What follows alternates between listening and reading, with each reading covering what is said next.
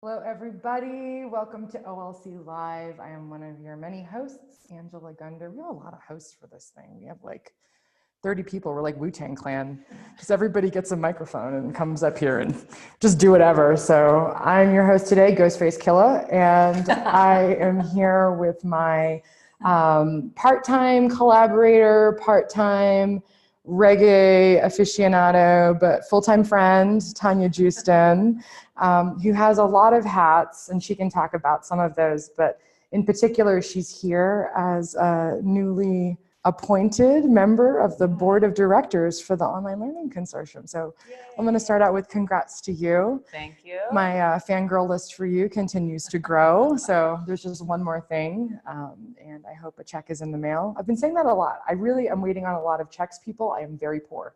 So just remember this. But I'm fascinated with storytelling. I'm fascinated with origin stories. I think superhero strengths all come from a place of something.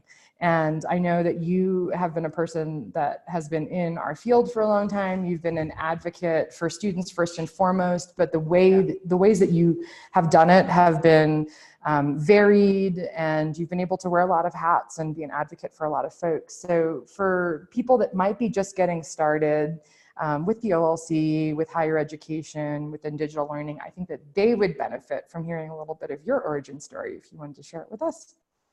Oh, yeah. It was interesting, too, because in thinking about, I was just talking with somebody and I was like, oh, wow, 20 years ago, this happened. Or I was this morning in the residence and designer in residence, talking about research and so forth, and just thinking about my first sort of participation in a grant project in the late 90s and adding up those years. And then also I feel like I'm still trying to figure out what I want to be when I grow up. So always. There's definitely not a linear trajectory in how I got here.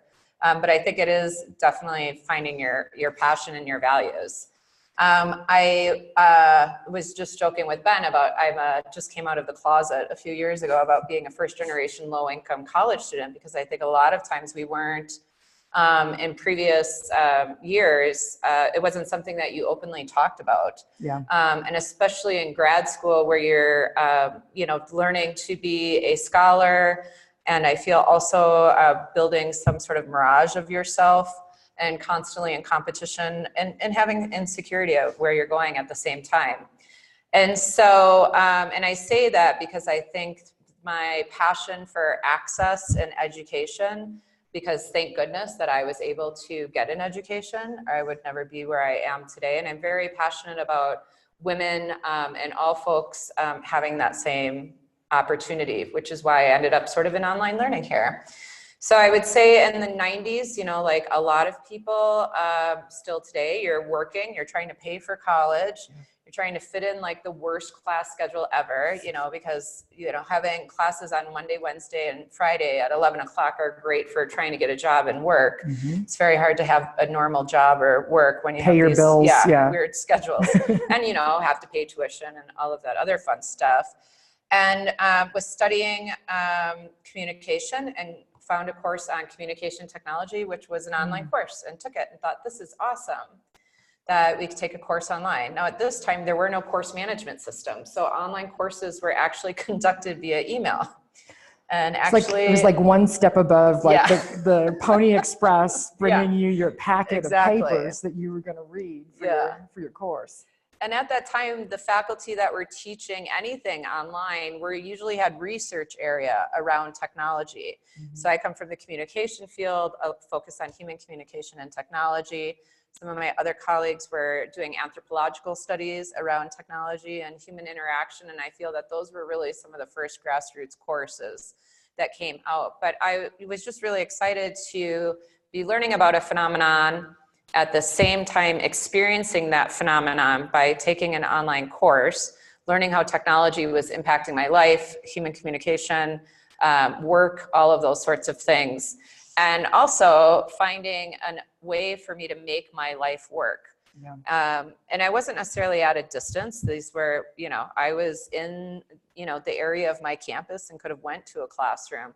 but it was great flexibility to be able to do my work after 9 o'clock at night, do reading, interact with my faculty member at the time and my peers. So I was like, wow, this is an awesome way to do this rather than having one more thing that's messing up my work schedule and my ability to live. So that's sort of my first experience or touch with this area. I could talk forever about the rest of my pathway, but you know, it led me on a path to continue my education. And also, although I tried to run away from technology a lot because I was interested in other areas in my discipline, it just kept coming back.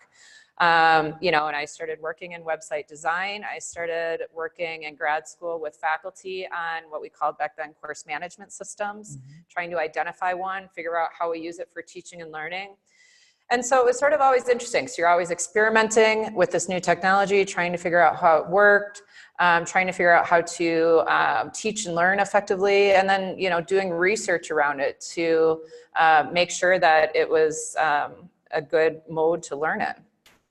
So you hit on a couple of things that, well, a lot of things that I would really love to just spend hours talking to you deeply, but two threads that I think are really worth amplifying. One is that in your early years of sort of approaching online from the outskirts and approaching the pedagogy of online from the outskirts, because you were both a consumer and like a critical consumer, and saying, I'm in an online space that I would like to explore this more and see what are the affordances and opportunities that are there.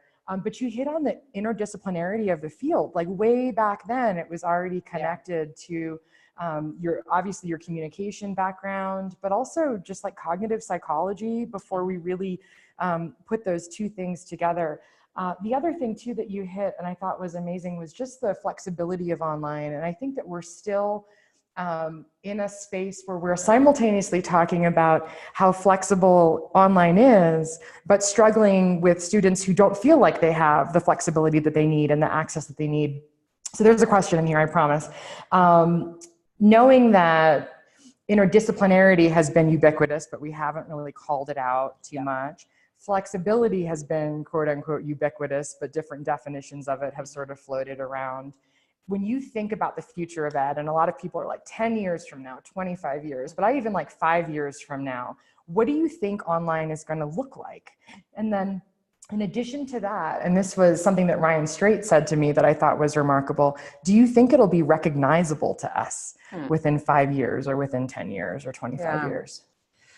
You know, when I was to this field, like new to this field, I had big dreams about where online was going. I spent a lot of time looking at different technologies and thinking about the media characteristics and how that can enhance social processes. So that's really what at the bottom of the day, I think about a lot. Like, here's the technology, here's its characteristics or functionality.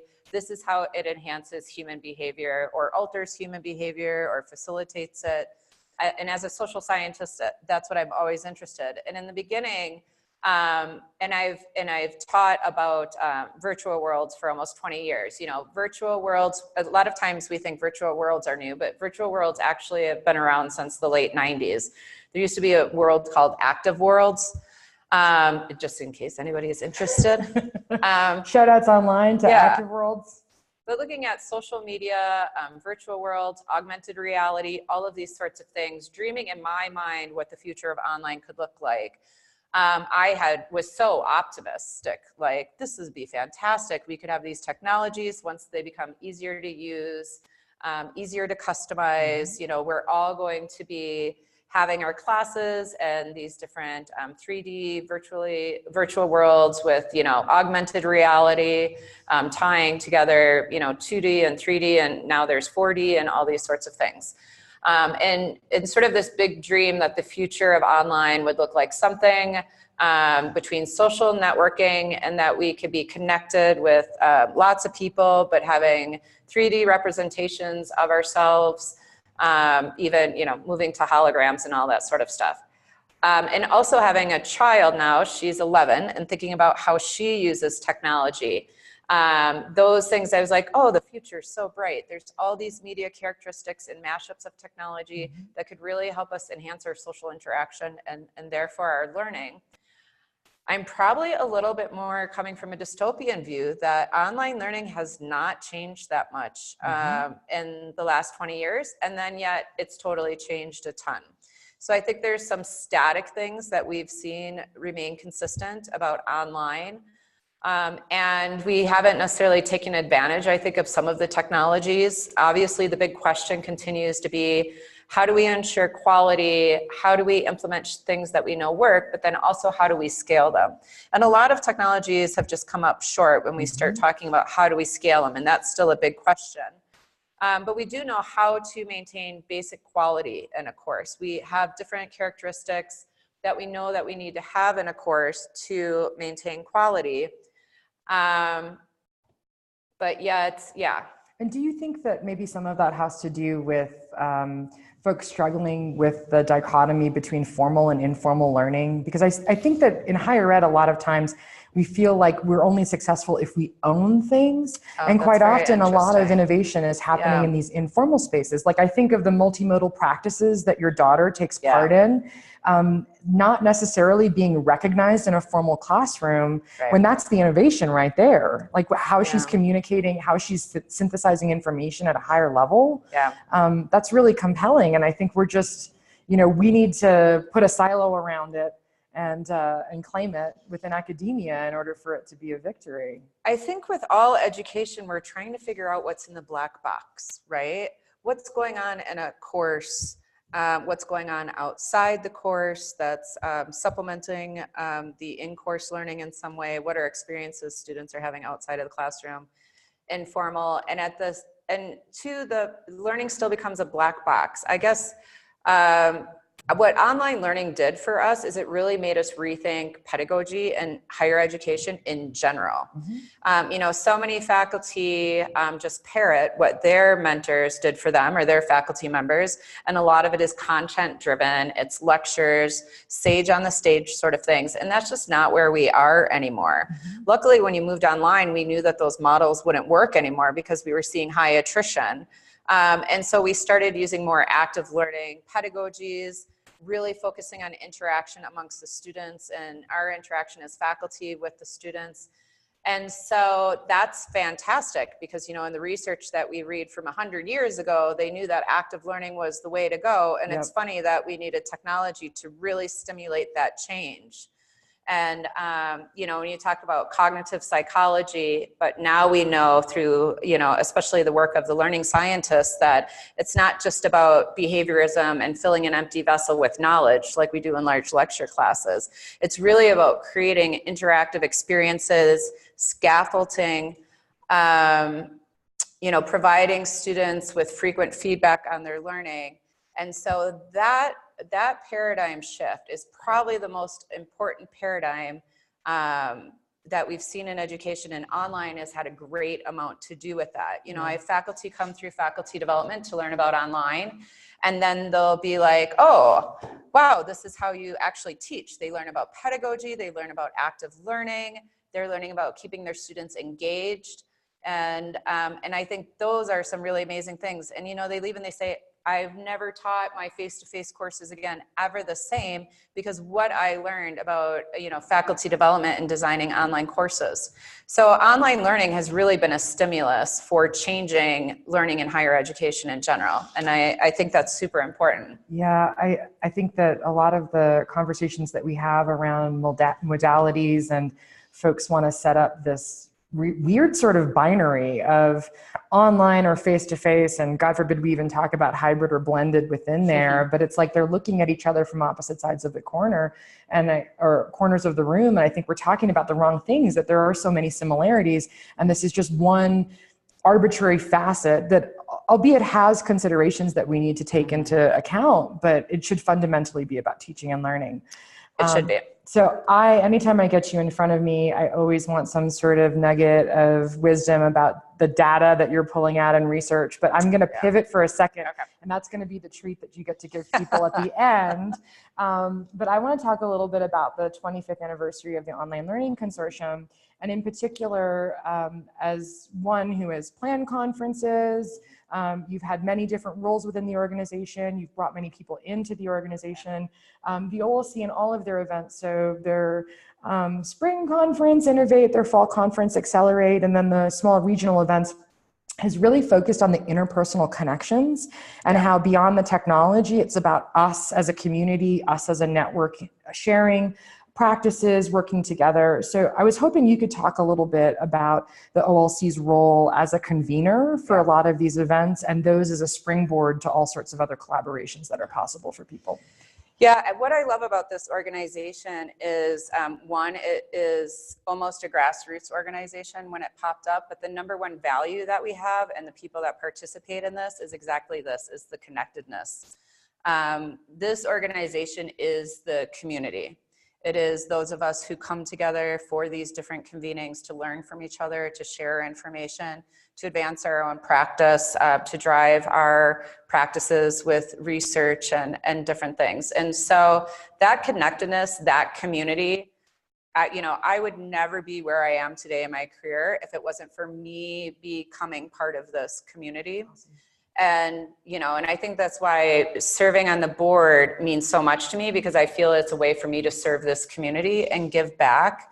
So, I got brought into this community thanks to a really amazing director early in the day, Bob Coletta, brought me in, and not only brought me in, some of you don't know, I'm actually a huge introvert. I get social anxiety. Communicating is really challenging for me. Hugging's even more challenging, but that's a different webinar in life. Ghost hug. Ghost hugs are a thing. Yeah. And so, this community was so warm and so welcoming right away. I got to learn from so many people, and it never was like, we are the experts and you are not, Tanya, or you are the newbie. It was like, welcome in, you're amazing, let's do some amazing work together. And I was brought in initially from our blended learning initiative, and I'll tell you, blended learning has my heart.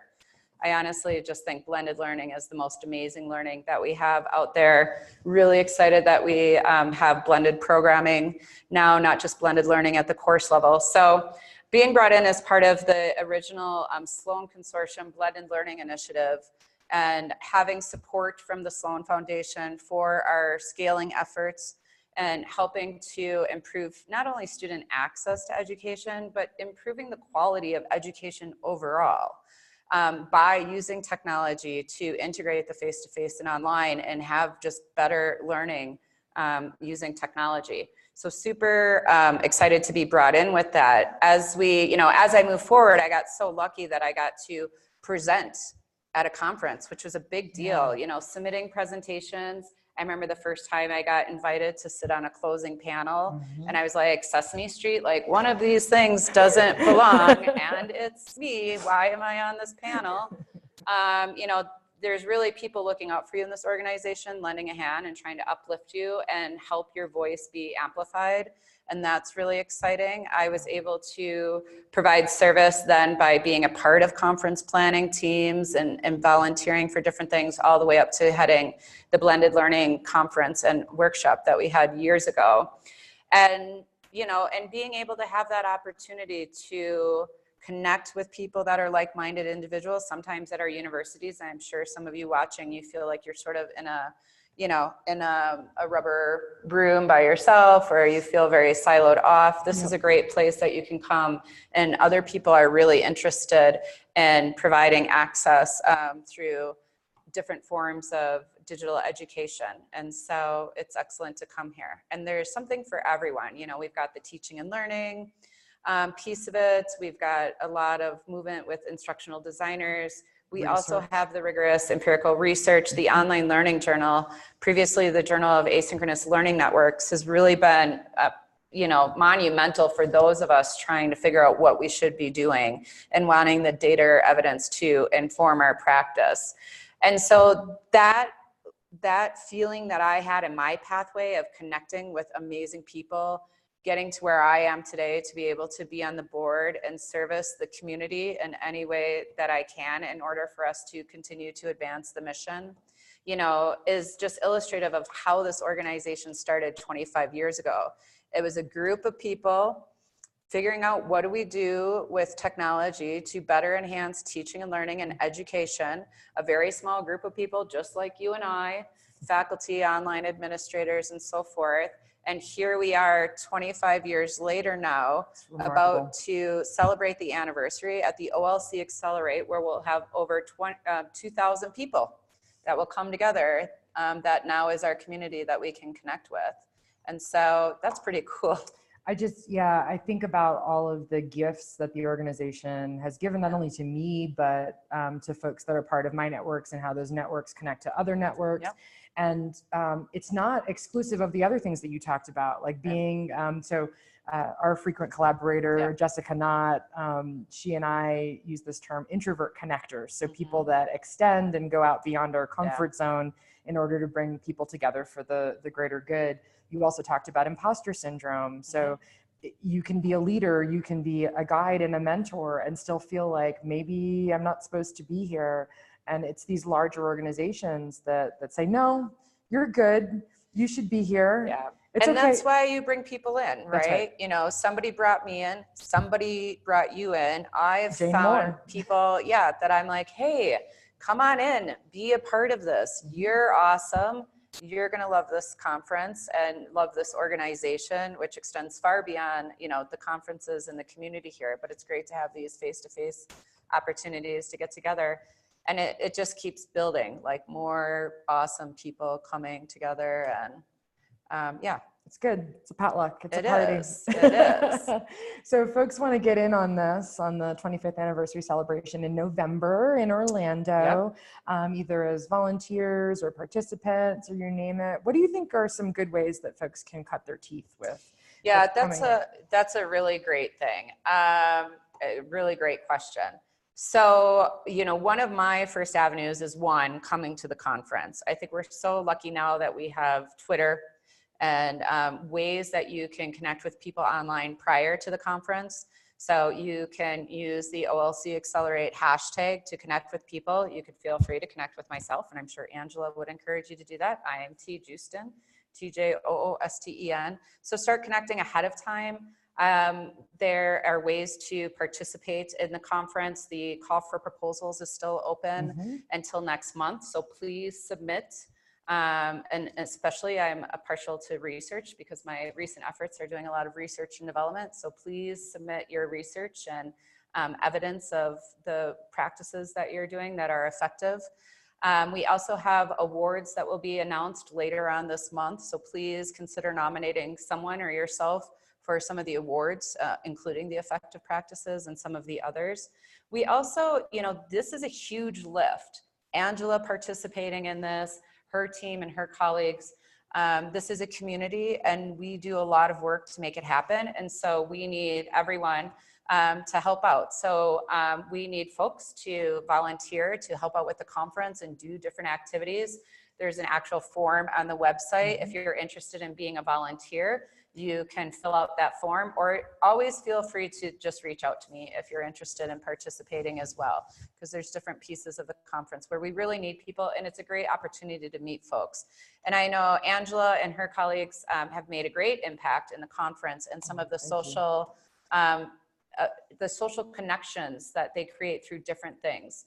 And so there's lots of social networking events, different ways to connect with people face to face once you get to the conference.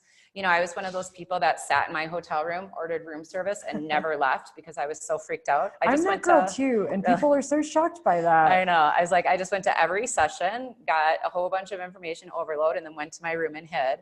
I would recommend not doing that, or if you do it, lurk on social media. But feel free to come out to some of the social networking events, connect with people on social media, and really, I think it's so important, because you're going to miss part of this organization if you don't come out and make those connections. Yeah. And I can't even tell you, honestly, the people that I've met and how much they've done for my career. Shout out to Patsy Moskal and to Mary Nemec, who are my fellow board members, but also as women have always amplified my voice and uplifted me and uplifted my work and collaborating on different projects together and so forth. And so those are the people that I want you to come to the anniversary celebration to meet.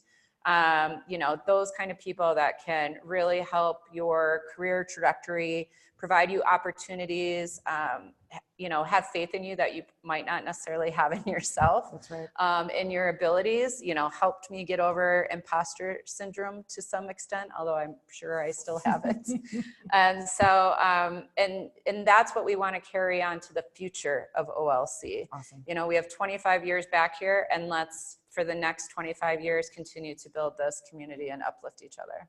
So while people are crafting their DMs to you on Twitter to ask for advice on where they can volunteer and really where they can fit into this big community that I think is constantly evolving and changing and burgeoning, I just wanted you to get the opportunity to leave people with a nugget. So we talk a lot about the role of practitioners versus researchers and how they should just take an eraser and, like, you know, erase that line between the two of them. So in terms of all of the work that you're doing around the efficacy of digital learning and the tools that are there that we need to leverage and the approaches that we need to leverage, what are some big nuggets that maybe like the instructional designer who needs to talk to the faculty to compel them to go in a certain direction should be paying attention to right now?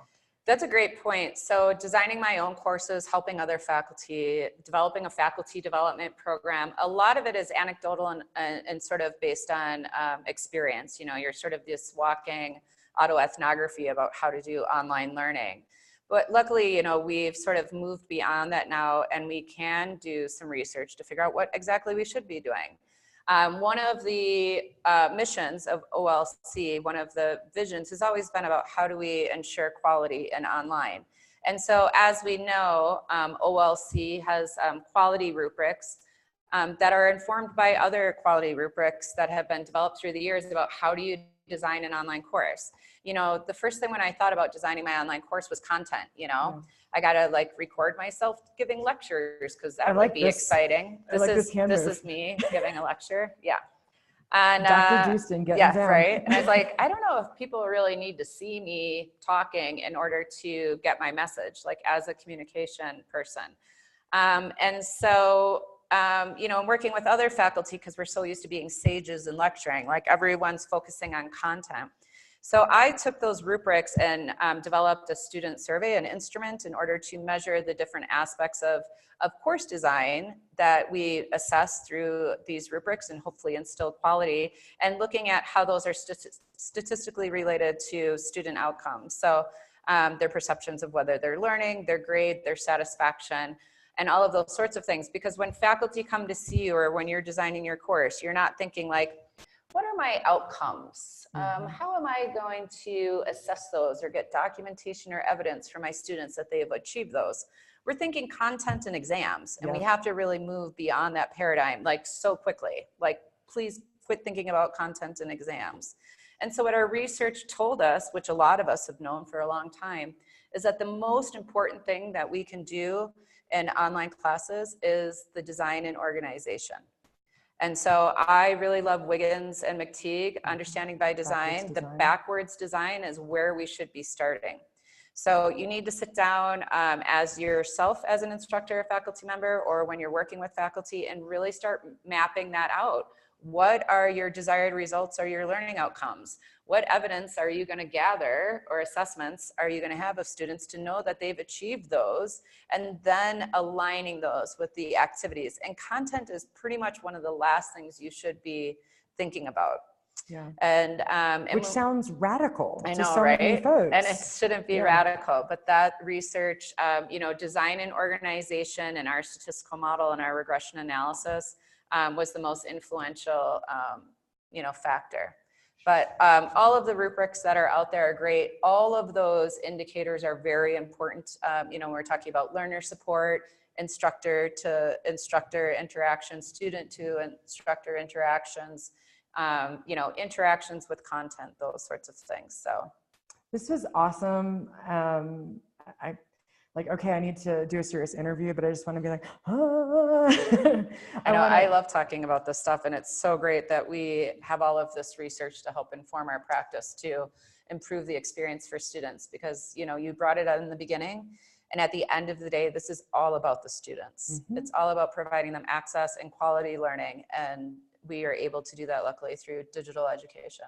Well, I just want to thank you for your time, for your trenchant wit, for your compelling calls to action that you've given. And I know folks are going to connect with you on Twitter, but I really hope that they follow up on your call to volunteer, to present, to please. connect for the 21st anniversary celebration of the OLC. This is the best thing that I've ever done in my entire life. I just want you to know.